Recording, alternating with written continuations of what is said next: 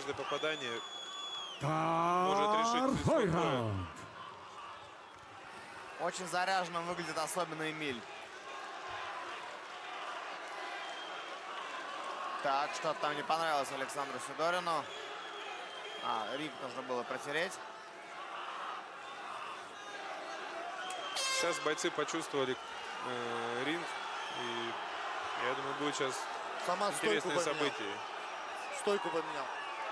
Да, интересно, в связи с чем он это решил сделать. В левше сейчас двигается Абдрахманов. Очень, конечно, напряженный поединок. Активен в клинче Эмиль Гладиатор Наврузов. И об этом, кстати, говорили во время разбора студии, что именно на ближней дистанции в клинче... Ой, хорошо справа заряжает Наврузов. Такое ощущение, что Самат реально долгий простой сказывается. Не поймет, что делать. Вот как раз-таки вот тот самый напор и агрессия у Наврузова. Он очень бодро бросается с ударами. Самат дает работать. Он стоит, он ничего не делает, не бьет. Просто дергает без ударов. А этого делать нельзя. Потому что не будешь бить ты, будут бить тебя. И рано или поздно еще и попадут.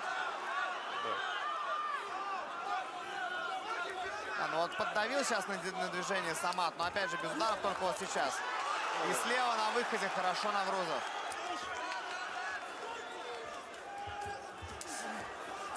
Атака Кыргыза не получилась. Мне кажется, очень умело Эмиль подсаживается под рост Самата. Да, и вовремя сближается, клинчует и не дает работать. Еще бы он работал, включал бы работу на ближней дистанции. Вот как сейчас. Последние 10 секунд второго раунда. Очень незаметно у нас пролетели эти два отрезка на самом деле. А вот сейчас хорошо от Самата. Сейчас раунд был, действия с двух сторон были активны. Были попадания, хоть и не акцентированные, но было. И... Вот первую половину раунда, мне кажется, забрал Эмиль, а потом Самат. Самат жеңет, жигиттер кеттикеле флаг чапка ёп, тыгыдык толуп кетиптир го бу Азербайжандын флагтары. Штагыла кеттикеле жигиттер чап, поддержка максимальная. Интересный бой. Последние бои сегодняшнего вечера показывают высокий класс бойцов.